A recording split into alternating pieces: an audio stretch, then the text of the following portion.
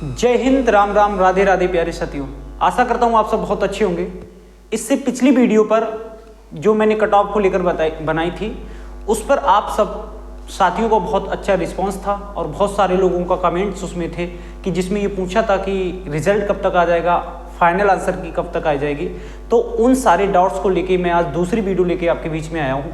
पिछली वीडियो पे बहुत सारे लोगों के नेगेटिव कमेंट भी थे, पॉजिटिव कमेंट भी थे, और ऐसा होता भी है कि जब लोगों के मुताबिक कोई बात बोली जाती है तो उन्हें अच्छा लगता है कि बहुत बढ़िया बताया गया है, और जब उनको लगता है कि मेरे मुताबिक ये काम नहीं है तो उन्हें वो बेकार लगता है। बहुत सारे साथियों ने उसमें नेगेटिव कमेंट भी किए थे, उसके रीज़न भी दिए थे, तो मैं उस पर कोई बात नहीं करने वाला हूँ। आज बिल्कुल नई वीडियो है और बिना किसी समय को गंवाए हुए मैं आपसे 4 टॉपिक पे आज बात करने वाला हूँ जो बहुत ही महत्वपूर्ण है।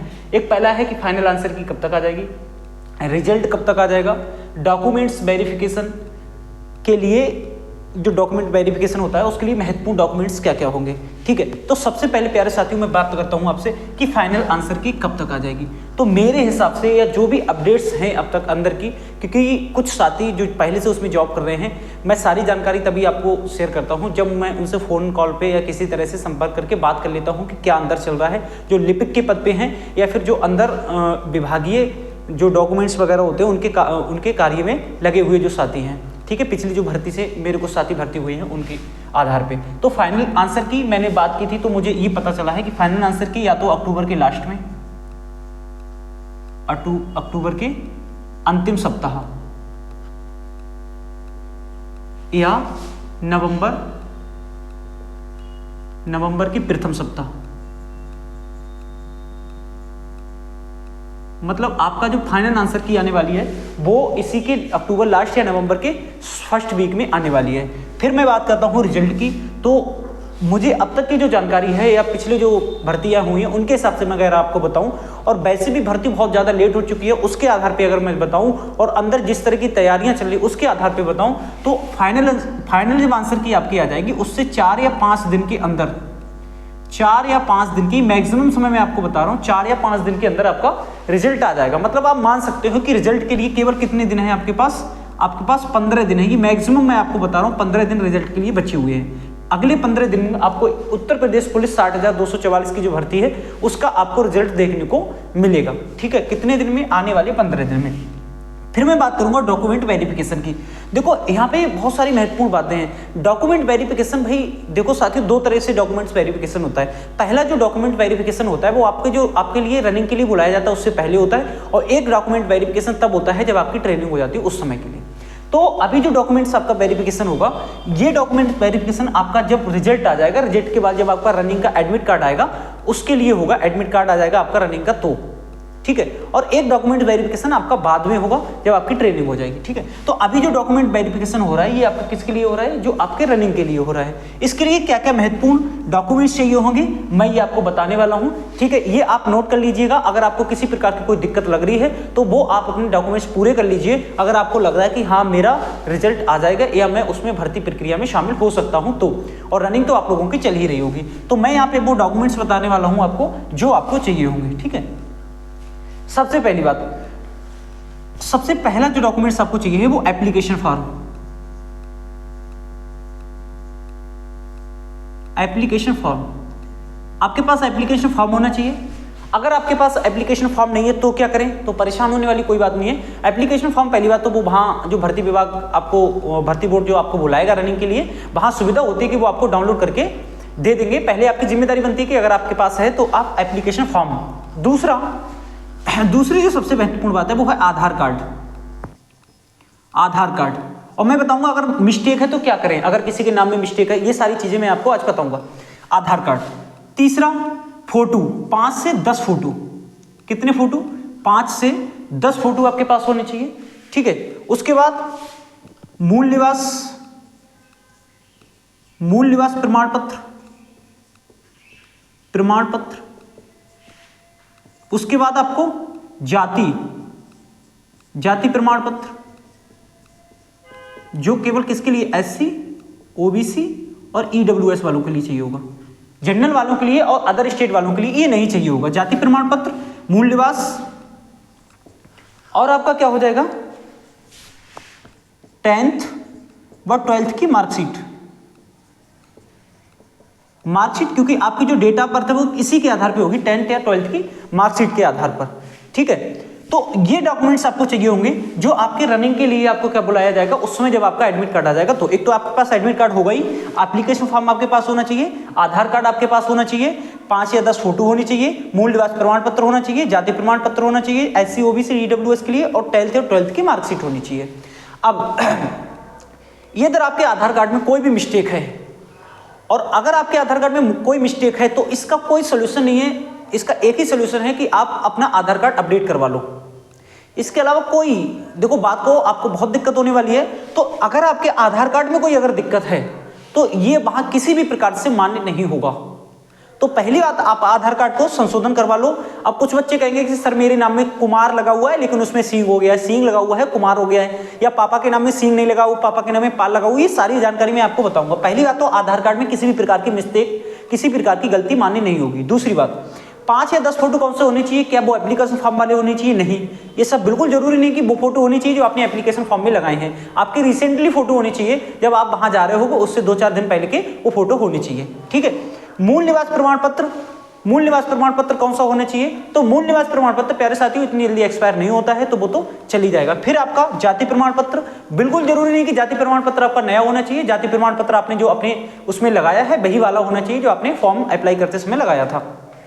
EWS वालों के लिए बता दूं, जिनका EWS एक्सपायर हो गया था, क्योंकि EWS का एक्सपायर हो जाता है, तो जिनका EWS एक्सपायर होता है उनका पुराना वाले भी EWS चल जाएगा, जिस समय तुम्हारे पास वो होना चाहिए कि हाँ उस समय मेरे पास EWS कैटेगरी थी जिसमें फॉर्म अप्लाई हुआ है उस समय, क्योंकि EWS वाला कैटेगरी बाहर भी हो सकता है क्योंकि वो केवल आर्थिक स्थिति के आधार पर है। तो कभी भी कोई व्यक्ति EWS से बाहर हो सकता है अगर उसकी आर्थिक स्थिति मजबूत हो जाएगी तो, ठीक है। लेकिन उस समय आप EWS में थे, तो अगर कोई व्यक्ति जैसे मान लो लेखपाल ने किसी का उसे वेरीफाई नहीं किया है, ठीक है, EWS को, तो बिल्कुल टेंशन लेने वाली बात नहीं है, क्योंकि आप उस समय EWS में थे, अब आपकी ग्रोथ हो गई तो आप EWS से बाहर हो गए, तो इसमें कोई टेंशन लेने वाली बात नहीं है। अगर EWS अब आपके पास नहीं है, उस समय आपके पास EWS था तो वो आपका मान्य हो जाएगा, ठीक है। दूसरा है 10th व 12th की मार्कशीट, जिसके आधार पे आपकी DO भी चेक की जाएगी, वो किसके आधार पे की जाएगी? 10th और 12th की मार्कशीट के आधार पे की जाएगी। तो इसमें भी किसी प्रकार की कोई मिस्टेक नहीं होनी चाहिए। अब मैं सबसे महत्वपूर्ण बात ये कर रहा हूं कि आधार कार्ड में और आपके एप्लीकेशन फॉर्म में अगर किसी भी प्रकार की मिस्टेक हो गई है, किस प्रकार की मिस्टेक? अगर मान लो किसी के एप्लीकेशन फॉर्म में,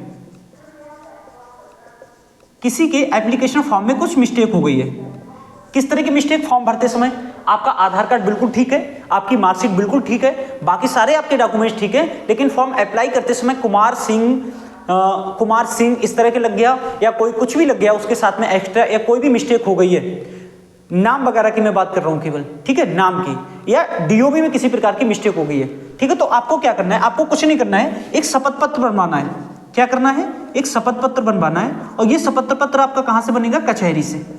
ये शपथ पत्र कहां से बनेगा? आपका कचहरी से एक शपथ पत्र बनेगा, और उसमें आपको ये घोषणा करनी पड़ेगी, ये डिक्लेरेशन देना पड़ेगा कि मैं जो भी इसमें पेश कर रहा हूं वो पूरी तरीके से सत्य है। फॉर्म अप्लाई करते समय या एप्लीकेशन भरते समय मुझसे इस प्रकार की गलती हो गई थी। जब आपका DB वहां होगा तो ये शपथ पत्र आपका बिल्कुल वहां मान्य होगा।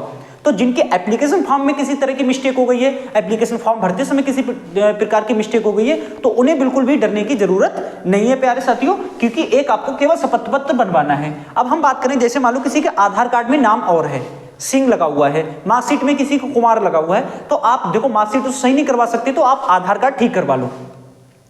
अब जैसे मान लो आपके आधार कार्ड में, किसी के आधार कार्ड में, आपको उदाहरण दे रहा हूं, जैसे मान लो कोई एक व्यक्ति है ए के आधार कार्ड में, यहां पे बता दे रहा हूं, उधर दिख नहीं रहा है, ठीक है। जैसे ए के आधार कार्ड में उसका नाम है मोनू सिंह, उसका नाम है मोनू सिंह आधार में, ठीक है, और उसका मार्कशीट में नाम क्या है? ए का मार्कशीट में उसका मोनू पाल, ये मार्कशीट में है, मार्कशीट में। और उसके बाद एप्लीकेशन फॉर्म में इनमें से एक होगा, एप्लीकेशन फॉर्म में। अब जैसे एप्लीकेशन फॉर्म में उसका नाम उसने मोनूपाल करवा दिया, क्या करवा दिया? मोनूपाल, उसने क्या करवा दिया? मोनूपाल। ध्यान से सुनना, तो आपको क्या करना है? आधार कार्ड संशोधन कराना है, क्योंकि आधार कार्ड संशोधन कराने से हो जाएगा, क्योंकि मार्कशीट से मिसमैच है, मार्कशीट से आपका नाम क्या है? मिसमैच है। अगर यहाँ दोनों एक जैसा नाम होता तब तो आपका एप्लीकेशन शपथ पत्र से हो जाता, लेकिन यहाँ मिसमैच है तो आपको आधार कार्ड संशोधन कराना ही होगा। और अगर आपका नाम मोनू सिंह है एप्लीकेशन फॉर्म में और इसमें मोनू पाल है, ठीक है, इसमें क्या है मोनू पाल है मार्कशीट में, तब भी आप आधार कार्ड संशोधन करवा दो और साथ में शपथ पत्र लग जाएगा। तो इसमें बिल्कुल भी डरने वाली बात नहीं है कि अरे मेरे नाम के साथ में कुमार लगा हुआ था कि मेरे नाम के साथ में सिंह लगा हुआ था। आप आधार कार्ड ठीक करवा लो मार्कशीट के हिसाब से, और अगर आपको लग रहा है अब भी एप्लीकेशन फॉर्म से मैच नहीं हो रहा है तो आप शपथ पत्र बनवा लेना, ठीक है। तो आशा करता हूं जानकारी आपको पसंद आई होगी। अगर पसंद आई हो और वीडियो अच्छी लगी हो तो एक बार शेयर कर देना। बाकी मैंने आपको बता दिया है 15 दिन के अंदर आपकी आंसर की और फाइनल आंसर की और रिजल्ट दोनों आने वाले हैं। पिछली वीडियो पे आप लोगों के बहुत सारे नेगेटिव कमेंट भी थे, तो आप एक बार सोच के चीजों को देखा करो कि कोई व्यक्ति कितनी मेहनत करके सारी जानकारी जुटा के ला रहा है, ठीक है। हाँ, एक बहुत महत्वपूर्ण बात जो मैं आपको बताने को रह गया था कि इसमें एक चीज है, कुछ लोग आपको गुमराह करेंगे कि जो डॉक्यूमेंट्स वेरिफिकेशन होगा उसमें आपको चरित्र प्रमाण पत्र चाहिए होगा। अब देखो मैं आपको सीधी साफ बात बताऊं, चरित्र प्रमाण पत्र, कुछ लोग कहेंगे चरित्र प्रमाण पत्र चाहिए होगा। चरित्र प्रमाण पत्र, देखो पहली बात तो चरित्र प्रमाण पत्र तब चाहिए होता है जब फाइनल आपका क्या होता है डीबी होता है। फाइनल डीबी कब होता है, जब मैंने बताया था ट्रेनिंग के बाद।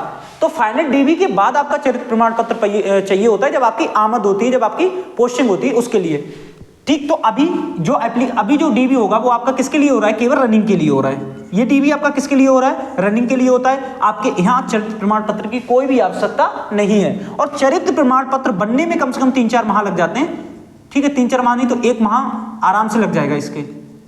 तो इसमें बिल्कुल परेशान होने वाली बात नहीं है कि चरित्र प्रमाण पत्र अभी चाहिए होगा। चरित्र प्रमाण पत्र तब चाहिए होगा जब आपका फाइनल डीबी होगा। तो बिल्कुल भी इसमें डरने वाली बात नहीं है। जिन लोगों का चरित्र प्रमाण पत्र नहीं है ये स्कूल से भी बन जाता है, लेकिन स्कूल वाला वैलिड नहीं होगा, क्योंकि 18 साल तक अगर आपकी एज है तभी स्कूल वाला या कॉलेज वाला वैलिड होता है। तो ये आपको कहां से बनवाना होगा, ये आपको थाना या पुलिस चौकी से बनवाना होगा, लेकिन ये अभी नहीं होगा, ये बात की बात है। तो बिल्कुल भी इस बात को परेशान मत होइए। कुछ बच्चे इसी बात को लेकर परेशान हो रहे हैं क्योंकि पता नहीं किसने बता दिया उन्हें कि उनके लिए डीबी के लिए चरित्र प्रमाण पत्र चाहिए होगा। नहीं, डीबी के लिए ये सारे डॉक्यूमेंट चाहिए होंगे जो मैंने आपको यहाँ पे लिख के बताए हुए हैं, ठीक है। तो वीडियो आपको पसंद आई हो तो आप शेयर कर देना, ठीक है। सपोर्ट बनाए रखो। जय हिंद, राम राम, राधे राधे। फिर मिलते हैं कोई अच्छी अपडेट के साथ में। जय हिंद, इंकलाब जिंदाबाद।